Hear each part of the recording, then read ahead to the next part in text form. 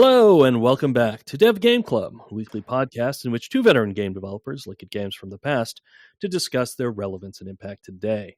I'm Brett Duville, and I'm joined as always by my co-host, a man who hasn't been back to his base since the wall-to-wall carpeting came in. Tim Longo. Not true. I have been back to my base. Yes. There's torches and stairs and wall-to-wall carpeting. It's quite nice. It was a nice surprise. One of the fun things about multiplayer in Minecraft. I hope you went and slept in your bed immediately in case anyone else had. I hear that's a thing to worry about when you're in multiplayer. Oh, really? Someone took your bed? No, nobody's taken my bed or anything like that. But I heard from one of our community members that that's a thing, because they had this habit of just constantly like clicking on their bed. And it's such a safe server. It hasn't been a big deal, but it's like habit. Like you just, anytime you go by your bed, you sleep in it, even though you don't want it time to advance or whatever. We're of course talking about Minecraft.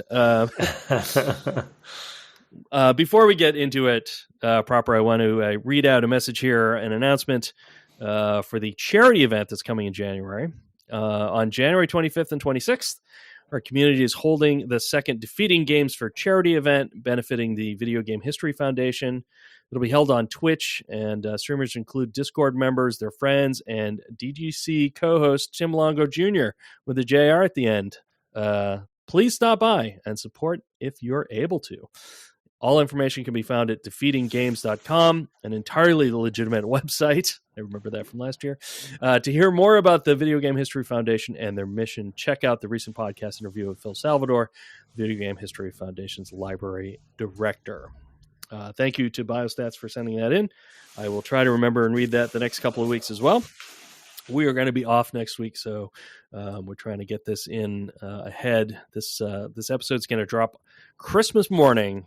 So I hope you're all enjoying your gifts. I hope you were all good this year, and you get I don't know, something Minecraft something. I don't know what you get. Diamonds. Hope you all get diamonds. Or a Minecraft costume. Or a Minecraft or plushie. Yeah, man. When our kid was into Minecraft, there were a lot of Minecraft gifts.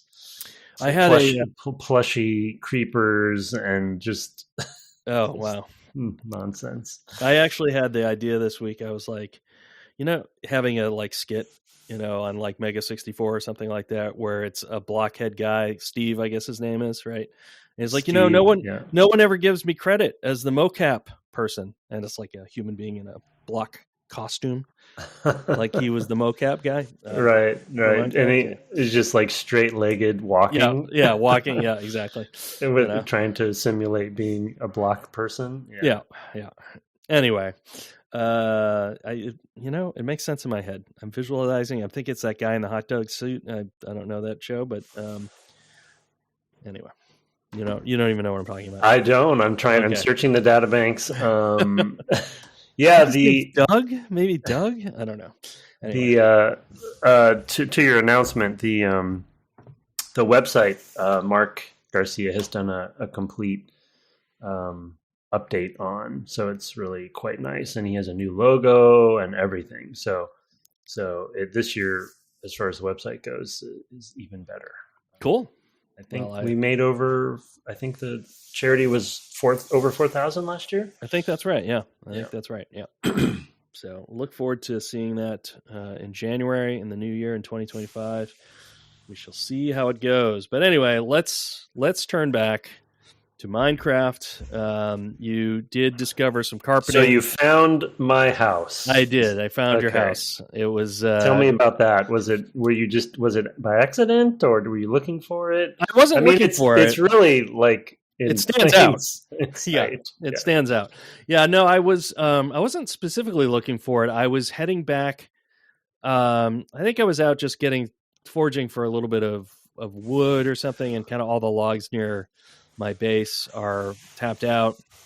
And so I had moved kind of in that general direction, because further away from your base for me, there's really nothing. There's a village across the way. There's a huge chasm between the village and me. I can get to them, but it's like there's a huge waterfall. It's actually gorgeous. Like when I found it, I was like, wow, this is really cool looking. Yeah, we should talk about that later too. Just the natural landmarks. Yeah. Well, yeah, because that's happened to me quite a number of times. Because I've found more kind of carved out underground spaces that I haven't done myself as well, caverns and things like that. Anyway, so I was just kind of over in that general direction. I was looking over. I'm like, oh, there's a mountain over there, huh? That sort of looks like a house at the top, but it was way off in the distance. But I ran over and I found your bridge, and I jumped my way all the way up to the top, and then on my way down, or the next time I came, I think I put a bunch of stairs so I could get up there more easily. And then when I saw the stairs, I was like, oh, Brett's been here. Yeah. He hates jumping. I do hate jumping. In fact, I went down. Did you go down into your dungeon beneath the house? Oh, not yet. I haven't. I was doing work upstairs. I left a sign down there as well. That's awesome. Nice. And I carpeted your main floor with white carpet. Very nice. So very nice. I wanted it to be subtle. So it was like, did something change in here? Yeah. Well, I woke up and the stairs were a big one, though. That's gonna tip. Yeah, I didn't see those until I left. Right, I actually had stuff I was doing at home, so I didn't leave for a while. No, because I woke up on my bed on the second floor. The torches were what I was like for initially. Right. Initially, I was like, I don't remember these torches. What are these torches doing here? Yeah, and then I went downstairs and saw the carpeting. It was nice touch. Yeah. I just like I thought about walling off your descent. So you're like, wait a minute, which one was it? I'm sure you thought about lots of stuff that you could have done.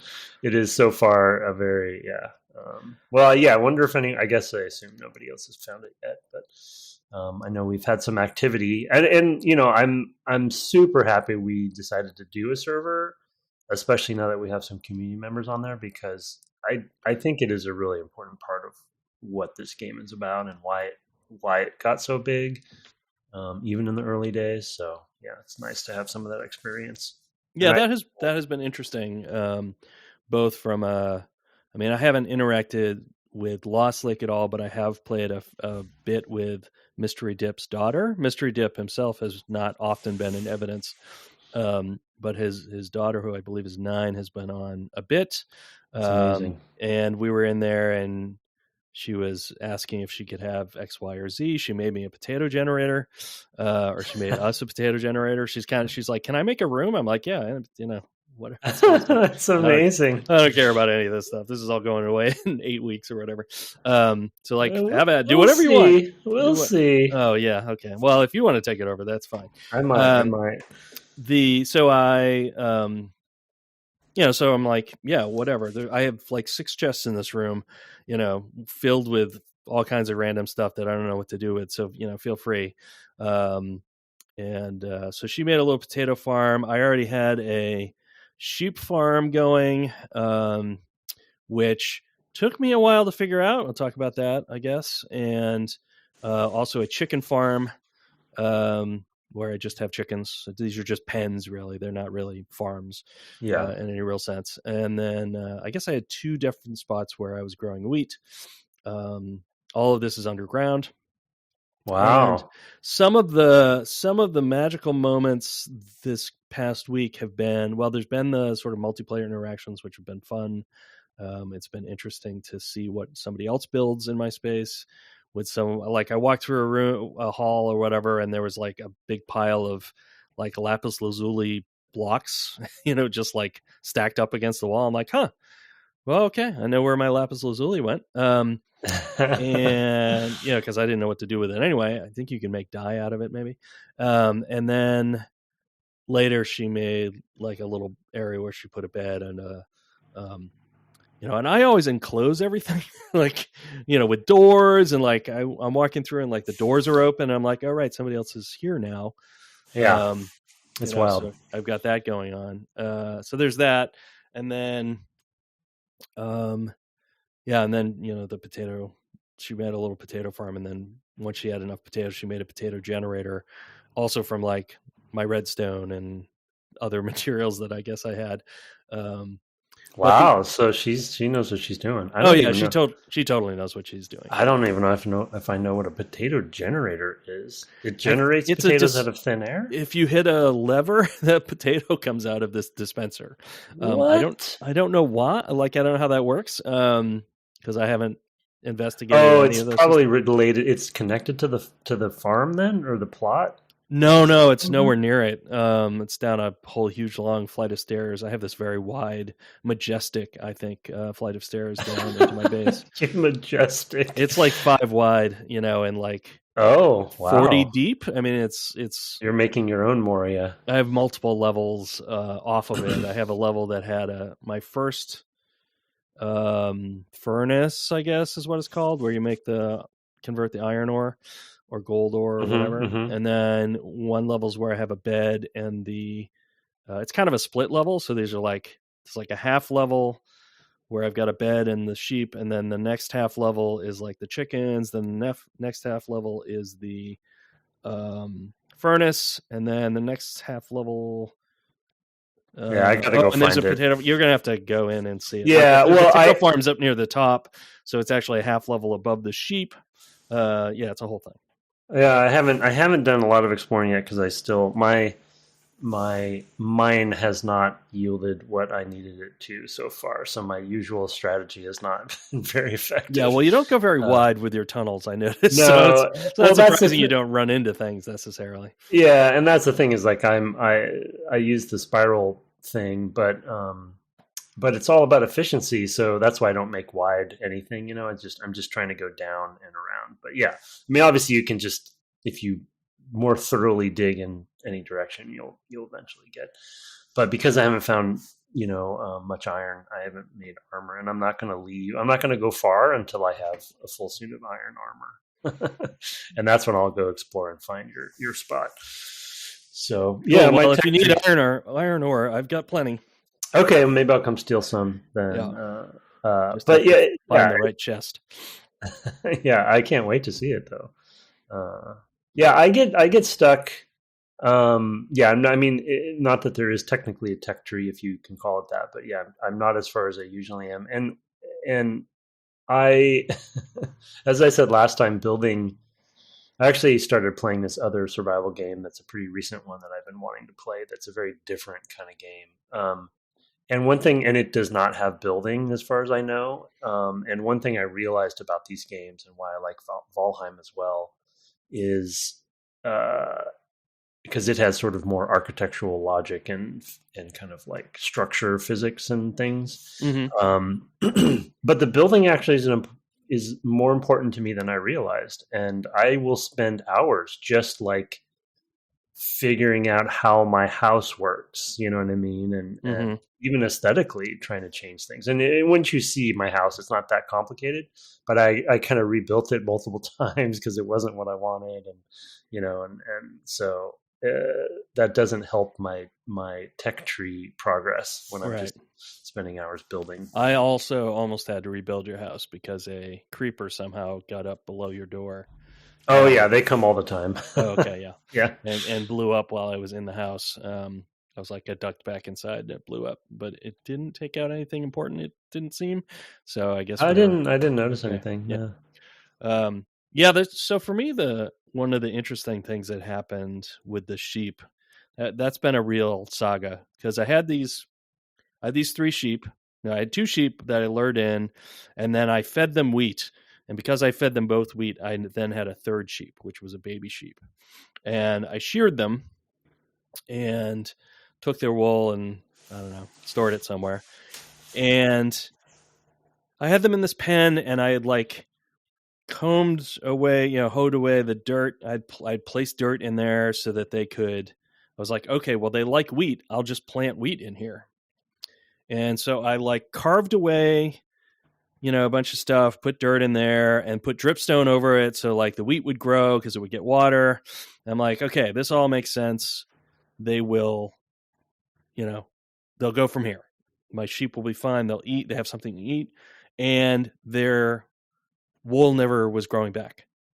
And I'm like, that's really weird. Like, I didn't know that was a thing. So I'm like, huh. And I've got, so I'm like, well, maybe they just need more space. Like, what do I don't know what they need. Like, what do they need for me that they're not getting? So I doubled the space of the enclosure, which was already like, I don't know, 5x5 or something like that. So I was like, I don't know, it seems big enough, but I know that space is sometimes a thing, with algorithms, like how big is a space before it'll do something. Mm-hmm. So not particularly about Minecraft, but I'm like, huh, okay, well, so I went in there one time and I hadn't fed them in a while, and I forgot to close the gate behind them. I had them in a gated area, not like a door, but like a fence and gate. So I could easily see in, I could easily get in and out. But I forgot to close the door, and I turned around and they were taking off. They were up the stairs, and get us out of here. They somehow got out. Like, I don't even know how they got out, but I chased after them. I went outside and got them. One of them disappeared, never saw it again. Or I don't know, all the sheep look alike except for color. So maybe I did see it again, but I didn't see it again that time. And, but they had their wool back, and I'm like, okay, well, what don't I have? And I realized what I didn't have was grass, just plain, just dirt squares that have green on the top, like no growths, just literal green. And I had no idea how to make that happen. So underground, right? Underground, hard exactly. To know, yeah. So I carved out from my underground pen to the outside. So you have air coming from above, you mean? No, not up, sideways, so that I got to a place where there was grass. Oh my gosh! And I planted dirt the whole way back, and the grass propagated. Oh my gosh! Across the dirt that I placed specifically for this reason, and I put a bunch of torches. So there's a lot of light. I don't know if it needs light to grow the grass, and a bunch of dripstone to feed it water. And I was actually on there at one point. I noticed it started eventually. This was after several, hours in different days of the week or whatever. I went up there and there were like a couple little patches of grass in the enclosure. I was like, okay, yes, that was what it needed. It made it all the way back to there. I had sealed up that actual room that I'd got the grass into, that I'd carved out to get to the exterior. But then I was on at one point, and I've been going a lot of really deep delving. I'm looking for like diamonds and things. And Mystery Dip's daughter, she texts in the chat, come to the sheep pen. And I go to the sheep pen, and it's like all green. She was like, it's all green. I'm like, wow. That happened. I hadn't looked at it in a while. Yeah. So I've got 8 sheep in there now. One of them's a black sheep. So I have gray wool and white wool. And I recently had them reproduce a couple babies, so maybe I have a 10 in there, or maybe I had 6 and I got to 8. I don't remember. I fed them all, and I got some more sheep. So I have a little sheep farm going. Yeah, I had no idea. I mean, that's an amazing story. As far as the propagating of the grass from the outside, and then you walled it off afterwards, so now you have it underneath. So, exactly. So and you're sustaining it enough so it will never. It'll always replicate. It's self-sustaining. Yeah. I don't think they actually take it. I think they just need it. Like I don't think that it depletes. Like, I haven't noticed them like standing around and suddenly there's no grass in a spot or anything like that. It semes like they just need to be on. They graze or something. Yeah, because you can take the grass off of a just the top layer of the grass off of a dirt patch. Oh, you can with a hoe, I think. Oh, it didn't even occur to me to try. Or maybe yeah. So and then it kind of turns like it looks different than becomes sod. Yeah, sort of. Yeah. I don't know why you do that. It's not with a hoe, of course, because that would make plantable soil. And maybe it's with a shovel. You right click with a shovel or something. Oh, okay. Yeah. Or maybe anything actually. Yeah. So but again, yeah, so I wasn't sure if that's what the sheep do when they eat it, but they're probably just grazing generally, so they don't actually remove it from the top layer.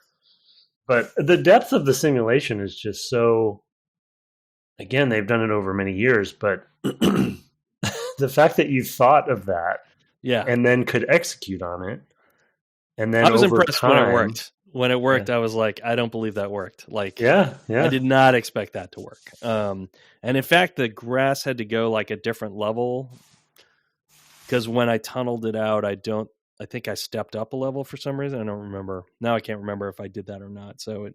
But I think it also like propagated up as well. It propagated down. Uh, Like I think I stepped up from the pen to the level that I dug out, and then I don't even remember why. But I had to dig a fair ways, like, I don't know, 16 blocks or something before I got to the outside, you know, because on the other side, I think I had originally had my first like tiny little coal strip mine. I had seen some coal like visible, like I didn't have to dig. Mhm. It was just there on the surface. So I got it. That might have been the first coal I ever had at Site D. So unbelievable. Wow. Yeah.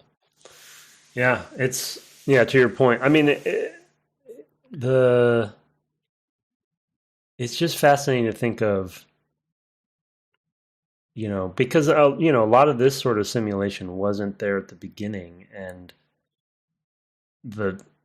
it's sort of the moment we talked about with the clock or the compass or something of like this need of like, oh, what if somebody wants grass underground, or I don't know, or maybe some of this stuff is probably once they built the sim happenstance, right? Or just like because of the simulation running. Yeah, I mean, this I think would happen anywhere because naturally. Yeah, dirt does just naturally. So if you hoe dirt, you get kind of raw dirt that you can plant in, and that'll kind of, I don't know, I think of it as sort of scabbing over. It's like it changes color. Yeah, you can tell if you don't use it. Right, if you don't use it in a certain amount of time, which is sometimes really quick. Like, man, I'm just literally switching to my seeds, and you already switch back. And then, so I think that's probably something that's been there for a while. I would guess that like if they ever had grass propagating, this was just a side effect, which is a nice thing about a simulation like this, where you have all these emergent properties, is that you can try and experiment, and discover ways the simulation works that are borne out, by just your kind of thinking about it. Well, it kind of makes sense that, okay, they need grass, so I need to find a way to get them grass. I don't want to have them outside because, I don't go outside. That's what I was going to say, is that the fact that all of your challenges are based on trying to figure out how to live underground, which isn't, my feeling is that's not very common. A lot of the simulation is built around having farms outside and all this kind of stuff. Right? And of course, they added two good sized areas where I grow wheat now, so I'm pretty much always in. Yeah, no, it's great. I just love that it supports it. It's just, I just don't know how. I'm not saying that in a bad way. It's not called Farmcraft, Tim. It's called Minecraft. Yeah, that's fair. No, it makes sense now that you're doing it. I'm like, yeah, that's pretty smart. Yeah. And they have like dripstone wasn't a thing either, and that gives you, obviously you can make buckets and bring water, but right. Yeah, I've seen some stuff on Lost Lake. Lost Lake has been streaming it. He streamed it Friday, I think, and I watched some of that. I watched, and maybe also Thursday. I can't remember when I invited him, and I was like, oh, he just took like 2 or maybe at most 3 hours to get to the nether. I know, that's what you said. You texted me that, and I'm like, oh man, that's right. When you know what you're doing, Yeah. Well, and he relies on some of the other systems that we've talked about, so maybe we can get into those. The villagers in particular, he leans on a lot, and like trading and things like that to get things, which I have not even touched. Like, I only met a villager once when I was running at night trying to get away from all the things chasing me, and they were still chasing me, and I saw some villagers, and then I died, and I was like, well, I guess that didn't work. And people who spawn now, I went and built up a tall walled 4 doors. You might even around the spawn or near the spawn so that people can get in. I left a bunch of signs like, hey, nice. There's a crafting table in there and a box that Lost Lake brought a bunch of stuff and put in. Just close the doors behind you in case anybody else comes in, so that they, have That's a place awesome. to go. Yeah. That's awesome. Because it's rough. It's rough by the spawn. If you spawn, spawn at night, oh, right. We did get I definitely would call it an unlucky start there, which is good. Especially for the survival version of the game or mode of the game, it makes it an interesting start.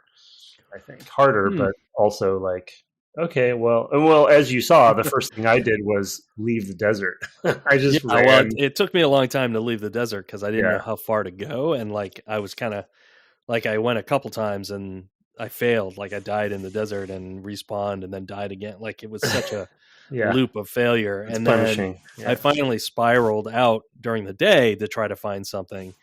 And even then, I feel like I had built. Oh, that was because I built my little hut, Site A, as we call it, which is now reinforced with stone. To the original Site A is still preserved inside as a museum, Tim. To my trials and tribulations. Do you have signs for each of the sites? I put signs in Site A, just indicating like, "Hey, please shut the doors behind you in case anybody else needs to get in." So it's not monster heaven.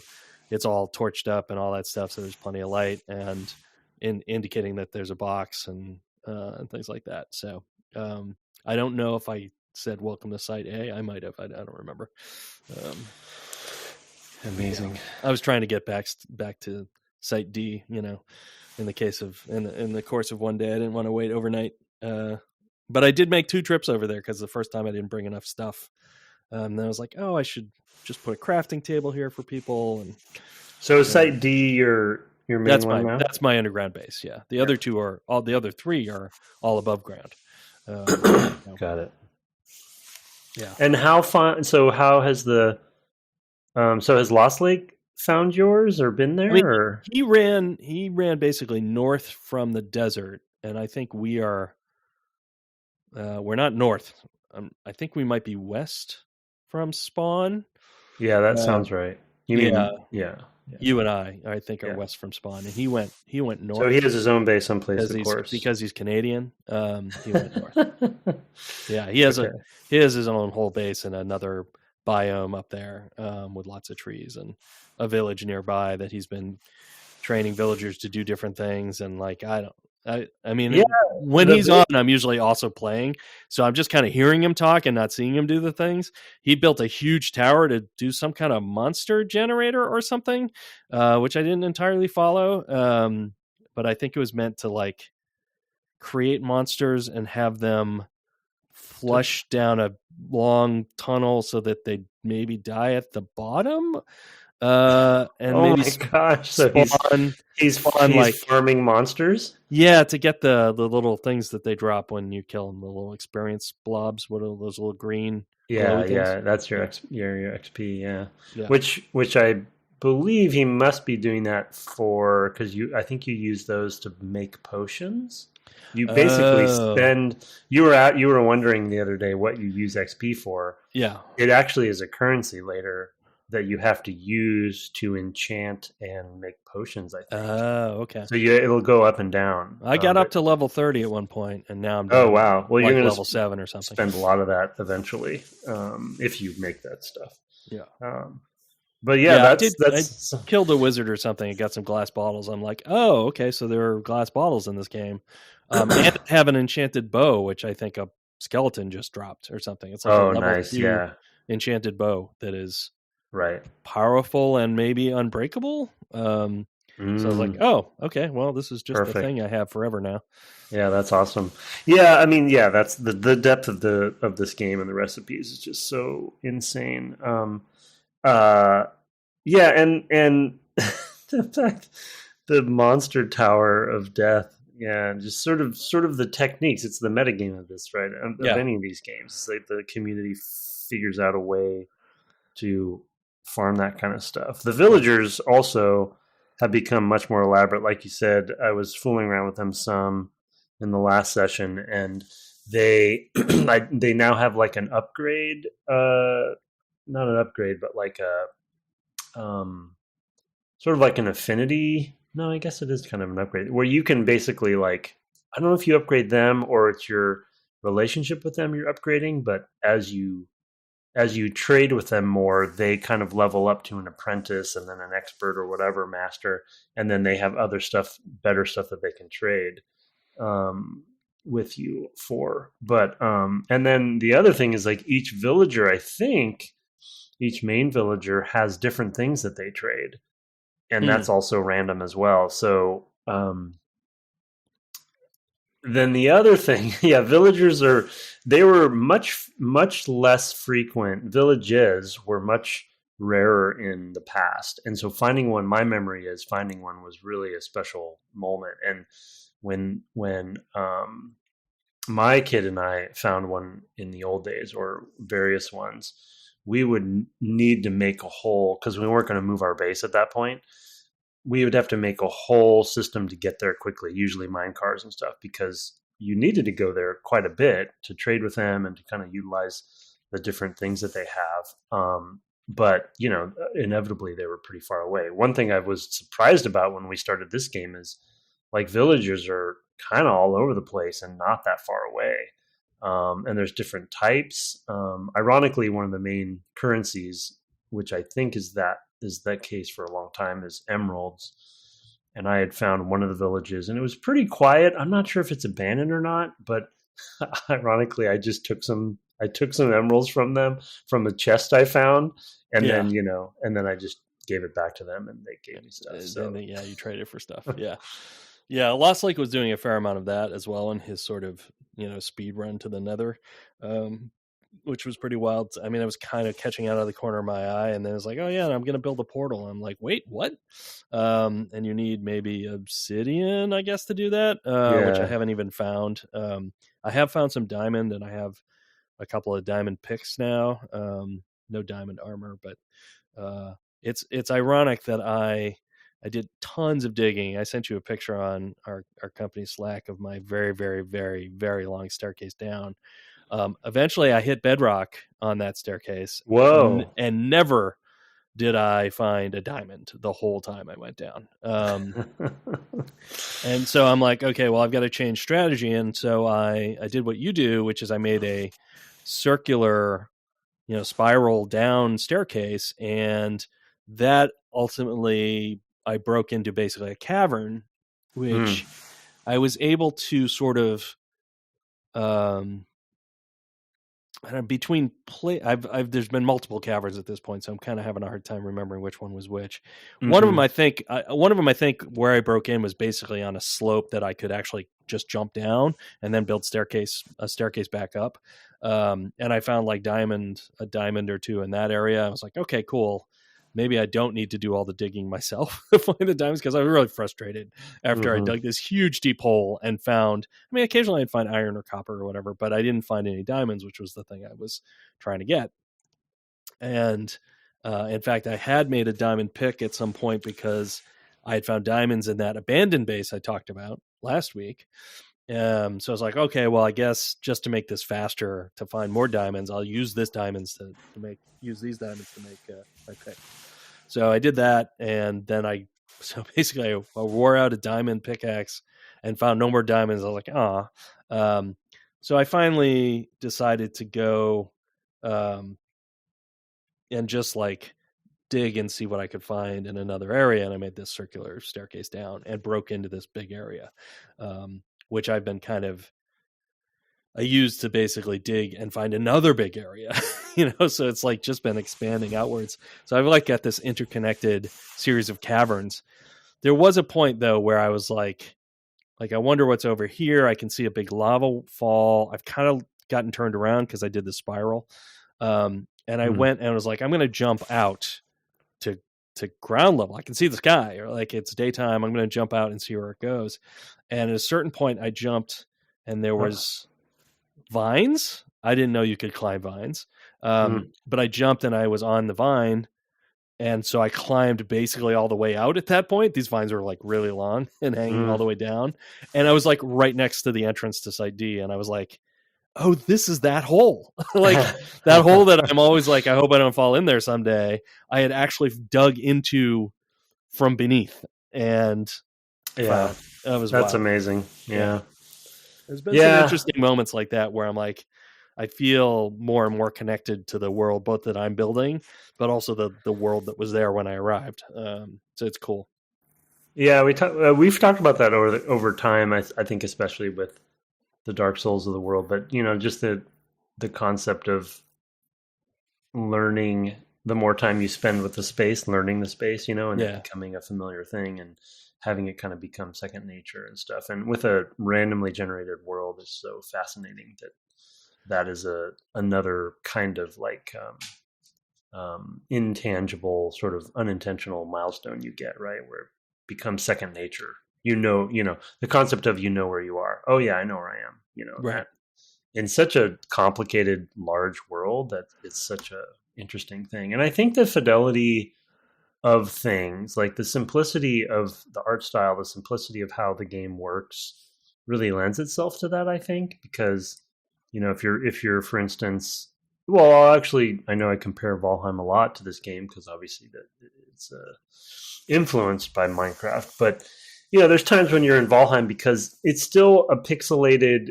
The art style, I think they did it in that game. They did a great job of blending Minecraft with a little bit more detail, but it's still very pixelated. But you can be standing in the middle of a forest and really have no idea where you are, right? Unless you've made your own landmarks, because it's almost too real. But I feel like Minecraft has a nice that simplicity of it. You can still get lost, of course, but when you look across like a landscape, or you're standing on a hill or a mountain and looking in certain directions, that the shape language is just much more different than, say, a photorealistic game, of course. So. Yeah. I mean, I could look across and see an oddly shaped mountain and go, I bet that's Tim's place. Yeah. Which I don't think I could do in a Valheim sort of situation, right? It's literally because it's blocky, and I'm like, that doesn't look oddly. It's odd to say it this way. That doesn't look natural, Right. I definitely was like, that's just too, squared off, to make a lot of sense, and just the other things I've seen running around, mostly through the desert, of like, although there was there's like a split mountain. Those are cool. I love those. In one spot, I was like, it reminded me of sort of a similar passage in Breath of the Wild. There's that place. Yep. It's not too far from where you start. That there's a big split, and you can jump from one to the other and glide. I mean, I guess if you've got enough stamina. But it made me think of that, and I was like, oh, that's pretty cool. There was also a place where I was like, if I were going to carve a sphinx in this desert, this would be the mountain, because it had the vague shape of the sphinx, like a kind of sticking up part, and then a long kind of ridge body part. And I was like, oh, okay, I could see this turning into the sphinx, but I don't have that kind of time. So I was thinking of like carving a skull, the top of my base into a skull, but it's way too much work, and I'm not a good 3D modeler, so that's never going to happen. Yeah, it is. It's a process for sure, and it's, unless you're in creative mode where you can fly around, the tools are not there in survival mode. So I noticed that they added in things like scaffolding and stuff, which is sort of hilarious because scaffolding is just dirt in this game. But yeah, right. But I saw it too. Yeah, in something like Valheim, it's much more important because you're not manipulating the ground as much. But yeah, building in survival mode is a commitment if you actually want it to be something very specific. Yeah. But also more gratifying, I think. I was going to make it out of crystal. It'll be the kingdom of the crystal skull. Crystal skull, great. Yeah, that's the best homage to do. Yeah, great. Yeah. Of course, the best one. We don't talk. I don't think of that as an indie movie. It's just a movie that. It's not related. A series with two great movies, one good movie, one middling movie, and one we just don't talk about. Yeah, brush it under the rug. Yeah. Anyway, let's talk a little bit, because we've been kind of touching on a little bit the sort of. Let's start first from seeds and talk about generation, because they kind of go hand in hand. Can maybe touch on voxels a little bit at that point, but I'm not the world's biggest voxel expert. We have kind of talked about the sort of cellular automata of it all, which is to say how the simulation passes through these big blocky voxels. That's the simulation part. That's the part I actually understand. But I do sort of have a sense of how generation and what seeds mean. So, can you phrase your seed question so I can kind of have that to key off of? Well, yeah, I think it's really, we talked about it in a pre-show. So, but if you can re-explain some of it, for me, like seeds. Well, my earliest experience with the concept of a number / seed that represents a world, obviously, is Minecraft. I'm sure they've come before that and other games. Not Minesweeper. Not Minesweeper. Yeah, sure. Which probably works the same way, but yeah. Does it? Okay, yeah. So, well, I guess my question though, in the importance, my understanding of the importance of seeds in Minecraft, which may not be the case in Minesweeper, is that is now a number that's been generated that represents a world that can be shared. Yeah. Or can be replicated if you use the same seed, right? Yeah. I don't know if maybe Minesweeper did or didn't do that. I didn't know. Well, it's the same. I mean, but did they reveal the seed to people? No, they didn't. But I'm thinking back to that time, and my grandfather used to play maybe Bridge against a computer opponent, and he was really happy that he could replay the hand. So that's how they probably did it. Yeah, that's how you do it, right? Is like if you know the number you start from, the random number you use to shuffle the deck, then if you start from that random number again, because of the way random numbers, they're called pseudo-random number generators in computers because they're not truly random. Like it is possible now to get a truly random number over the internet. It's usually just a bit. It's so you'd have to string a bunch of them together. And in fact, I think Roll20 uses these, which is to say they use basically a quantum state generator or something like that. I'm not sure how it works. It has something to do with, it's like atomic level randomness, where it's like truly random. I mean, I remember hearing back in the 90s somebody saying, well, to really do this, you need like some sort of heat sensor on the motherboard to detect fluctuations in temperature across the. And I was like, okay, whatever, because that would be truly random, right? And in theory, and apparently, this is the thing now. But the way prior to that computers worked is that they used an algorithm which produced apparently random numbers. And they usually involved take the value you start with, the seed, and like shift it a number of bits and then or it with some mask or something like that. So you trim out some stuff and then remultiply it by some number and usually some primes and things like that. And it's like, and you get something that looks random and then you sort of repeat the experiment. So there's always like the same chain of numbers that you are generating from a single seed. And so it's not random. It's a sequence that just appears random. You can't detect the pattern in it because it's complicated. But it has to also be fast, right? So it's usually just things that take only an operation for each step of the algorithm to do. So you might have like a handful of things you do. You shift it some number of bits, which is usually one cycle, and then you multiply it by something, which is usually one cycle. You add something, that's usually one cycle or whatever. And you do some number of these because you want this random number generation to be fast. But that means that it's just doing an algorithm and you have to start from a number. And usually how you get that number back in those days was like take the clock and be like, okay, well, how many seconds is it? Multiply that by the number of minutes it is, and then, do something with the date. This is what we did for Starfighter. There was a random, you have to seed the random number generator, and that's what a seed is. And you give it its first number, and it takes that and it generates a string of numbers from that. So every time you ask, it's the same thing. I mean, this is what allows Spelunky to have a daily challenge, is that right. You have an algorithm for generating the levels that is always the same process on the basis of what it gets back from the number, the random number generator, and your random number generator is deterministic. It's just that the initial value is not deterministic. So you're always generating the same string for everybody as long as they start from the same number. And there are lots of algorithms that do this. Back then, it was something like what I described. These days, they use there's a number of them.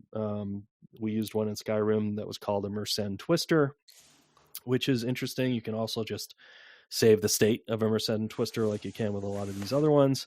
And then there's a whole new ones, categories of ones that are faster, and I haven't implemented myself, so I don't actually know how they work. But I know there are some also really good random number generators that are still have this nice property of being deterministic. So my thinking for Minecraft is like, you literally start off with like, well, what biome am I in? And then, and that's a random number generation. And then you start from a specific point in the biome. We'll say the origin just because it's easy to talk about, but it's like you're at 0, 0, 0. And you fill it down, various levels. Like, okay, it's sand for us. It's sand until you get to this level, and then it's stone below that, and then below that it's whatever, deep slate or rock, or bedrock or whatever it is, and just like you striate the world in that way. And you don't have to do this all at once, by the way. Like, you don't have to do it when you start the level. You just have to do what the player can see, and then you can just ask at any point because you just store off the seed, and maybe some other seeds nearby because it's like, well, you're going to do this biome and then the one next to it, maybe the 8 connected ones, and you want to store the seeds for all of those because those are likely to be gone too soon, and things like that you do to optimize it so you're not like generating tons and tons of numbers just to get back to where the player is when they reload in. There's probably a save with the player, when they save their position. It's like, oh, I know what biome they're in. The seed for this biome was, and here's all the changes that have happened to that biome. So that's kind of how it generally works, and then I'm sure at different passes you like erode the ground, or push up mountains or whatever, and it's just all just like do this, then do this, then do this. I mean, we sort of talked about it with Soren Johnson with how Civ works is like, you just take the ground and you kind of, move it a little bit in a sense, right? You just like increase the amount that it soaks up rain, and it turns into a swamp, or you whatever, however they simulated their starting maps. And that's just, how they all kind of work. It's all the same basic idea is you start from a number, you run it through this algorithm which generates a repeatable set of numbers. And you just do that ad infinitum. And since numbers are 64 bits these days, it's well more than the number of atoms in the universe. So you'll never run out of numbers you have effectively infinite seeds, really to the 64th, but who's counting? Yeah, that the concept of that, as well as the combining it, like you said, with the algorithm and the simulation rules, I guess, for lack of a better term, and how these, like you said, a split mountain is created, throughout that process. With Spelunky, as another example to your point of sort of creating those levels per day or per time you play, do they allow you to share those as well with other players? You don't share them, I don't think, except for the daily challenge, which is shared with everybody, right? So it's it's more of like, I have this number, I have this seed, I'm going to send this to you, load it up to see how you do with it. And then, I got my butt kicked by today. The seed that I just have. Yeah, I don't think they expose that in that way, but you could. You could, That was sort of So maybe and to be fair, when he originally implemented the game, he didn't make it in such a way that it could be repeated in that way because there were certain things he only generated when the player did them. So, for example, there are crates. You break open a crate, there's something in it. That's a random thing that looks something up in a table, right? So it's like, 1 to 3, it's a bundle of rope. It's 4 to not 6 always the is same thing. Yeah, so it would be if you did all of them for the whole game to begin with, but he wasn't doing that. He was just doing it whenever somebody interacted with it. So his original implementation before the daily challenge meant that if I gave you a seed and there was a crate right near the start and I broke it open and you didn't, it would change your playthrough from mine because of when he applied the random numbers. So like you basically can't do any random generation to make something repeatable that's on the basis of a player input. Right. Because if you do, that means if they don't do it, then the numbers change, right? From that point forward, from somebody who does to someone who doesn't. So you have to, you have to, it has to be in order to be truly repeatable, it has to be rigorously applied in a deterministic fashion, which means no people, no people and no quantum number generators. Which, I think then my fascination with the concept, not, because I know so little about it, and now thank you for that explanation, I understand better. My fascination for Minecraft specifically, and really most survival games that have such a randomly created world, like Valheim, No Man's Sky, whatever.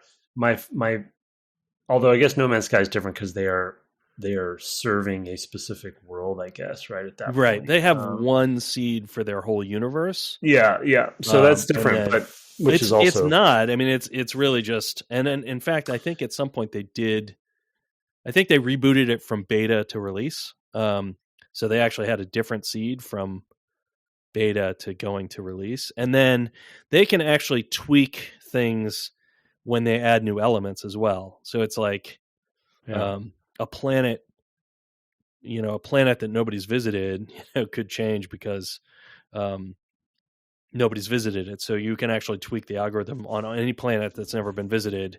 If it's been visited, you have to go to the database and say, well, what has happened here? Has a player done anything to this planet? But you could change it at that point for anything that hasn't been visited, because so much of No Man's Sky is about like finding unexplored space, or at least it was initially. I don't know what it's kind of become, but that was kind of the big thing. That game's wild. Yeah. I played a fair amount, but yeah. I haven't played it all, though I do have a copy. So who knows? Maybe someday I'll have to patch it for a million years. But yeah, I mean they basically had a little bit different approach where it's like we have one number. We're using the same concepts in a different way. But it is, the whole. I mean, it's basically that number probably generated. They had some way of saying, okay, from the initial seed, at any point in the galaxy that I'm in a star system, what is that star system?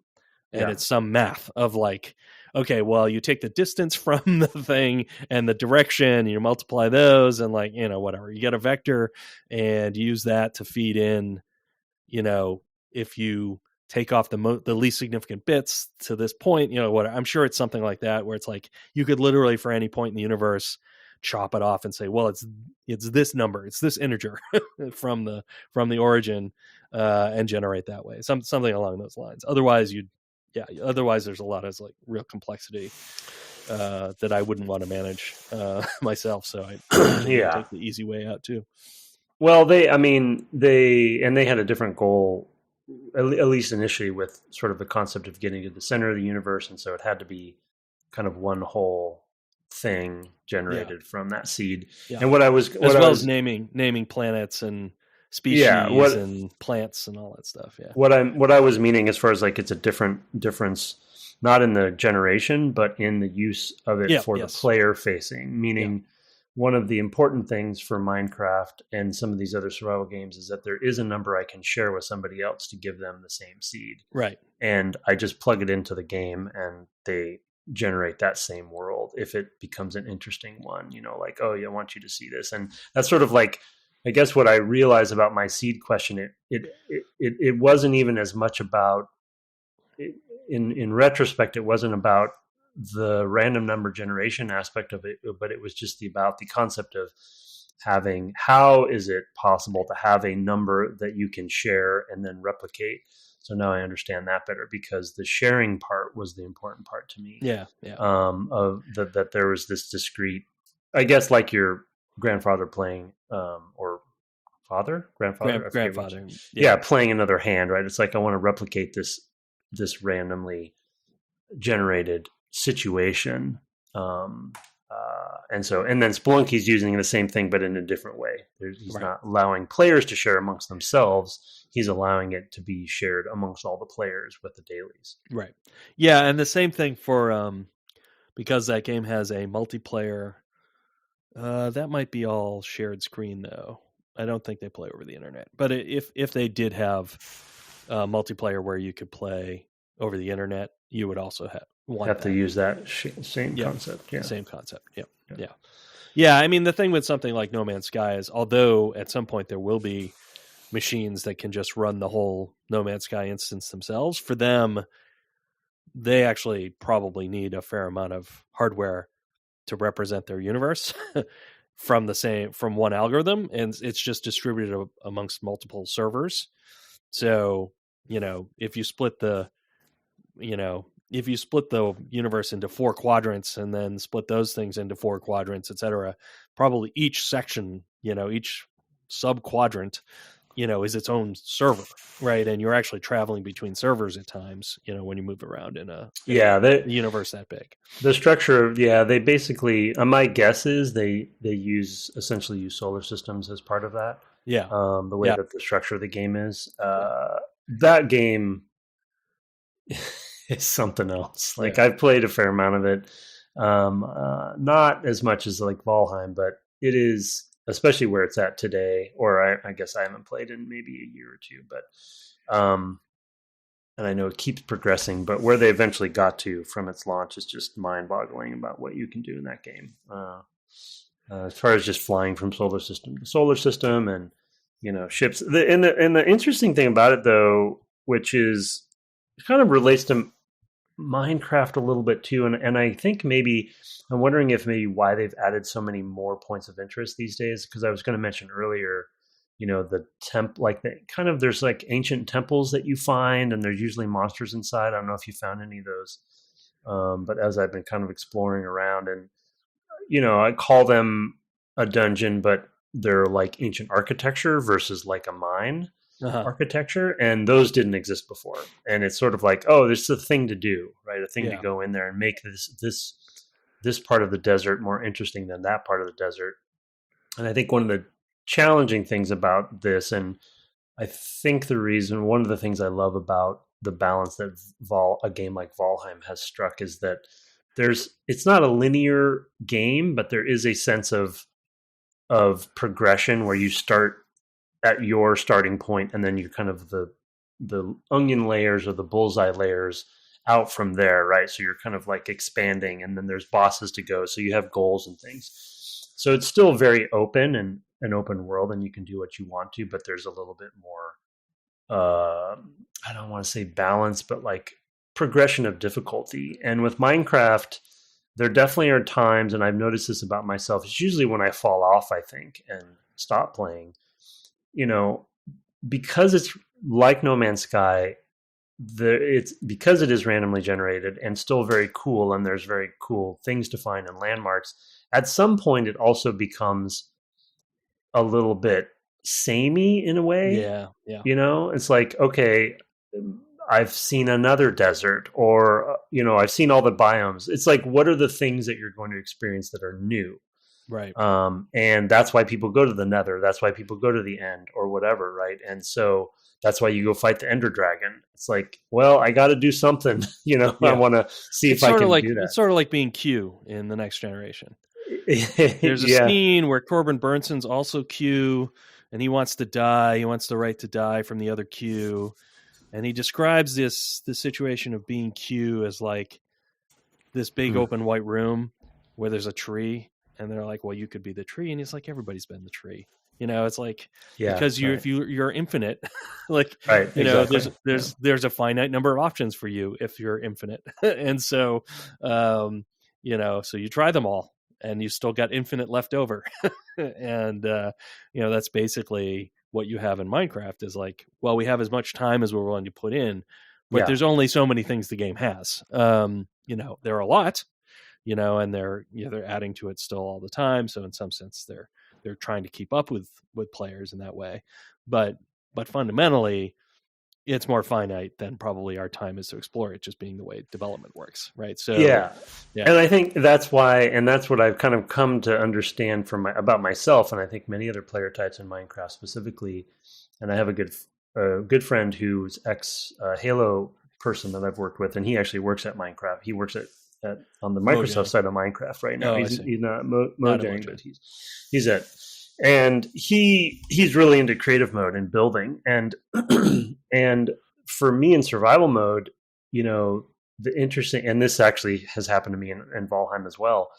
When you do spend, the thing that keeps me coming back, if anything is going to keep me coming back, is that I've devoted time into something I built. And if you're just kind of building from a pure survival throwaway perspective, just the bare minimum to do what I need to do to survive to the next phase or whatever, then for me it kind of loses its luster. But if I'm actually spending time building something interesting and cool, then I have now invested myself in that thing, and I have, sunk cost fallacy, whatever. Like I've sunk time into it and I really like it, even aesthetically. And so I want to come back and kind of, essentially it's like you own a house, you're working on it, right? You're quote unquote, Right. I'm improving the roof, or I'm improving this, or I'm making this look cooler, or I'm making it bigger or whatever. And I think the trick is, one of the keys to this genre is that the more people invest into building something, the less likely they are to abandon it, because they've put so much time into it, even if they've killed the Ender Dragon, but at some point, and that's the thing with No Man's Sky, it is amazing how infinite and how it feels, at least. And I can just fly to another planet, and that planet can be a totally different planet than the last planet. But at the same time, I'm like, why am I there? It's cool. I found a lava planet and there's new resources and stuff, but I can just leave the planet. It's very interesting conundrum. I mean, which is how I play Minecraft, right? It's like, okay, well, I'm not finding what I want here. I'll just make a new base somewhere else. And I kind of I never really get, I mean, to me, I'm basically making, sand paintings, right? It's like, this is all going to blow away, right? For me, I don't get invested, which is why I probably fall off faster in these types of games anyway. It's like, well, I know this is permanent, right? It doesn't, and I don't feel that investment, because I also feel like, well, I can just build that thing again, right? And that the time I put in actually doesn't feel meaningful in that way to me, where it seems like it does for you. Like if I went and made this big crystal skull, I'd be like, cool, and then I'd happily move, like and I wouldn't care, and I'd just be like, and now I'm going to go do something else somewhere else, and I don't know, make a different thing. So make Peru. Put a boulder that rolls down, which would be cool. I would do that if that were possible, but I don't think you can do that sort of thing. You can do it with water, maybe. It's just a really interesting. And then I think, and I know we're maybe at time. I think you're short on time, so we probably I'm not super email, long on but time. But maybe we'll do a whole email episode when we get back. Yeah, probably a good idea. But maybe my final thought on this topic, and maybe for the episode, is just the oh no, I'm just losing it. You just lost it. I just the investment. The time, the thing I built. Oh yeah, no, it was So it's one of the reasons that we're playing this game for the podcast, and one of the as we say thousands of times, the reason for the podcast is to talk about its impact and relevance today. And so the game I'm playing right now is called Pacific Drive, and very cool game. Takes place in literally my neck of the woods, the Olympic I saw it Peninsula. On your and it's very Steam last night. Yeah, and it's a survival. It's a survival. I would call it a survival based game, but there isn't building in it, and it has a progression sort of story to it. And it's not open world per se. It's still sort of instance based in a way. But the thing you're building, I guess, is your car. So you're investing in this old station wagon.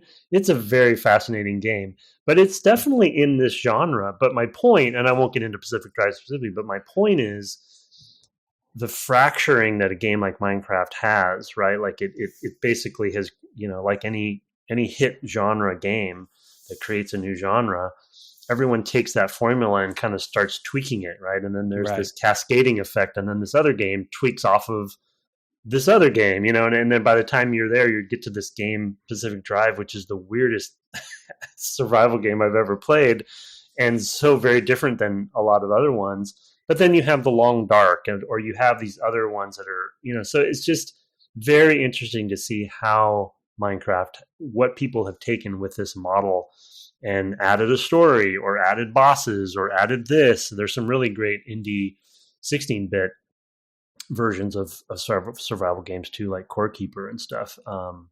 And I just love, like, I don't know if anyone's done this, but kind of mapping out the lineage of survival games, right? Just kind of showing this flow chart of how this one took this feature from this game. And then, but they all kind of, I think for the most part, they all kind of start here. And I just think it's fascinating. Yeah, not to mention the voxel aesthetic itself, which this gave indie developers and others permission to just be like, let's just it doesn't have to like in fact, if a game looks like Minecraft, it's kind of has an in with a certain consumer, right? Generally a younger consumer probably, but younger than us certainly, but so that became a thing as well, right? And so it spawned imitators across genre, across presentation, and sort of across gameplay, various gameplay aesthetics. So it's definitely important from multiple perspectives. So, and I guess we will talk more about those perspectives after the break. So I think our current plan is, and we may adjust this upon further discussion, but it's to come back with our year-end episode after the first of the year, not on the first, but the following week. We'll be taking a week of break, and then maybe Minecraft and a mailbag episode after that, since we have a few to get through, and then we will return to our normal scheduled programming as we approach the end of January and that Defeating Games for Charity event. There, I tied the whole room together. Wow. Like a nice white carpet. Good. Good work. Double tied the room together. Bang. It did. Yeah. That's like a very layered references there. Thank you very much. So you can shoot us email at devgameclub@gmail.com. You might be part of that mailbag episode if you do. And we also love to get your reviews. Yada, yada, yada. I say that every week, but I do get the Apple ones. If you use something else and it has reviews, just let us know. Maybe send it to us. We'd love to read them on the air. You can find us on the web at devgameclub.com. On Twitch, you can find my co-host streaming at twitch.tv/ Tim Longo Jr. with a JR at the end. I was supposed to ask you about something. Let me see if I can find this message. There was a specific... make sure you ask your co-host about, let's see here, Deathgaze. Finding Deathgaze. I was just going to mention Deathgaze. Did you find Deathgaze in Final Fantasy VI? I don't. Is it one of the dragons? No, I think it's. To be honest, well, yeah, you played on. I don't. You played on the Super NES. I played on the classic. Yeah, I did. Yeah, so it would have been much harder. Because I'm playing in the remaster, they actually give you a clue about how to find it that wasn't there in the original. Where the heck are the VODs now? They moved it in Twitch. Anyway, so Deathgaze, I did defeat. This is all Bio's fault. I would have finished, I think, last week. I did fight this. The thing flying in the air? Yeah, I did. Yeah, it's like a big Grim Reaper kind of looking thing. Yeah. I did find and fight this. I went. So it's a random pixel that you hit when you're flying over the world. So, and it changes every time you get into the ship. So there is a way, obviously, by just flying the way that the map works. If you're wrapping around, yeah, I don't remember if I beat it. Honestly, I know I fought. It also runs away. So if you don't beat it on the first time, you have to chase it again, then go find it randomly again. But luckily in the so I must have done okay. You get an Esper from it, and it's a very cool fight. It does have death 5 or whatever. So and 2 of my characters were divided by 5. So I had 2 of my characters died right away every time. And I didn't want to go level them up. But anyway, long story short, I did defeat it eventually. But in the remaster, they show it on the map in this sort of void, purple void. Okay, cool. So you can kind of find it again. So I spent the whole last session doing that. So much for finishing Final Fantasy VI in 2024. Yeah, I don't know. Well, I still have a little time. I still think I'll stream before the end of the year, but oh wow, okay. We'll see if I actually finish. I don't know how elaborate the last tower is. I don't know if it's like the other tower where you're just going up and up and up and that's it, or if there's more. So yeah, it's mostly just up and up and up, and then I think there's the final battle is you start with. I feel like you split your party as well. I can't remember. Yeah. That's what I'm afraid of. It's like there's always something. Yeah, it'll be hilarious if you split your party and you've got like these auto battlers who are leveled up to 1 million, and then all the rest of your scrubs who are like the main characters of the game. Yeah, they're like, who's Terra? Yeah. I actually Terra? Level 12 Terra? Terra was the last person. I call her one of my companions. One of the last companions I got. Actually, the last one, and I actually forgot about her. Bio reminded me, like, hey, have you gotten Terra yet? So I was, oh shoot, I gotta go get Terra, huh? Wow. So no, but Sabin, and Edgar and a few others, Celeste are all pretty high level. So I think I'll be okay. Terra's pretty high level, but they just don't have a lot of spells. But I think I can manage. Anyway, yeah. Long story short, Deathgaze. Yes. Okay. And it, by the way, they explained it to me somewhat. When it happened, it scared the crap out of me because it's just like, it just starts, right? You're flying, and then you're just in battle, and every time it happened, it scared me. So, that's pretty good stuff. That's good. Well, you can check that out on his Twitch. We will see if he actually streams again this year. You can find out about that on our Discord, where there's a helpful bot that either lets you know how long it's been since Tim streamed, or tells you when he starts streaming.